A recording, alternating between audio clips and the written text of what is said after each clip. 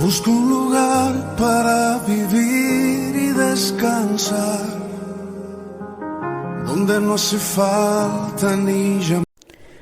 El mensaje de hoy se titula La gracia de Dios se revela en Cristo. En el libro de Romanos, en el capítulo 5, versículo 20, Pablo escribe: la ley de Dios, se refiere a la ley mosaica, fue entregada para que toda la gente se diera cuenta de la magnitud de su pecado, pero mientras más pecaba la gente, más abundaba la gracia maravillosa de Dios. En medio del pecado dice que abundó la gracia. En Juan capítulo 8 vamos a leer unos versículos donde vemos cómo los escribas y fariseos le llevan a Jesús a una mujer pecadora con el propósito de tenderle una trampa. Vemos aquí cómo actúa la gracia de Cristo. Entonces, versículo 3, los escribas y los fariseos le trajeron a una mujer sorprendida en adulterio. Y poniéndola en medio, le dijeron: Maestro, esta mujer ha sido sorprendida en el acto mismo de adulterio, y en la ley nos mandó Moisés a apedrear a tales mujeres. ¿Tú pues qué dices? Versículo 6. Mas esto decían tentándole para poder acusarle, pero Jesús, inclinado hacia el suelo, escribía en tierra con el dedo.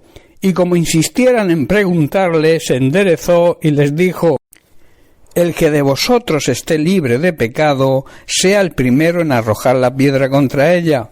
Y en el versículo 10 dice: enderezándose Jesús, y no viendo a nadie sino solo a la mujer, le dijo: Mujer, ¿dónde están los que te acusaban? ¿Ninguno te condenó?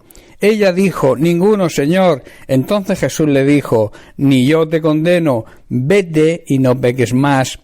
Hermanos, después de enseñar Jesús en una sinagoga de los judíos, llegaron a él los religiosos y los legalistas de la época y le presentaron a una mujer que había sido sorprendida en el mismo acto de adulterio. Y le dijeron: y en la ley de Moisés nos mandó Moisés a apedrear a tales mujeres. Así actuaba la ley mosaica. ¿Y tú, pues, qué dices a esto? Esta pregunta tenía una mala y doble intención. Querían probar a Jesús para ver si cometía algún error con el propósito de acusarle. No buscaban que se hiciera justicia, buscaban tenderle una trampa a Jesús. Si Jesús proponía que se tuviera misericordia de la mujer y se le perdonara su pecado, esto estaría y chocaría con la ley de Moisés, que decía que este pecado merecía la lapidación. Y si aprobaba la lapidación, esto contradecía su mensaje, basado en el perdón, el amor y la misericordia. Contestara lo que contestara, tendrían motivos para acusarle y dudar de su ministerio. Dice este pasaje que Jesús, en vez de contestar, se agachó y escribió algo con el dedo en tierra. A continuación dijo algo que los dejó atónitos y sin palabras a todos: el que de vosotros esté sin pecado, sea el primero en arrojar la piedra contra ella.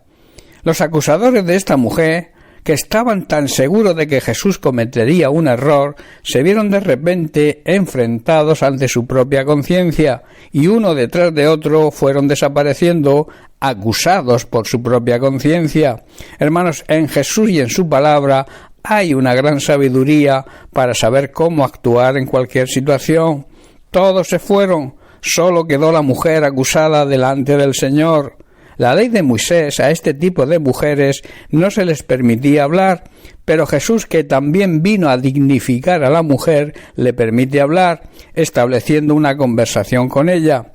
Hay que hacer notar que Jesús no aprueba el pecado y por tanto no aprobaba el pecado de esta mujer, pero lo que sí le abrió el camino de ser libre de la condenación y que pudiera ser perdonada mediante su arrepentimiento. Jesús le estaba anticipando a esta mujer el resultado de su ministerio, de cargar con los pecados de toda la humanidad mediante su sacrificio, su muerte y su resurrección. En Colosenses capítulo 1 versículo 14, Pablo declara: en quien, se refiere a Jesucristo, tenemos redención, que significa pagar el rescate. Jesucristo pagó el rescate. Dice: por medio de su sangre recibimos el perdón de pecados.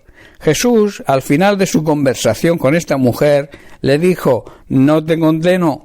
Jesús, hermanos, no vino a este mundo para condenarlo, sino para que fuese salvado por medio de él.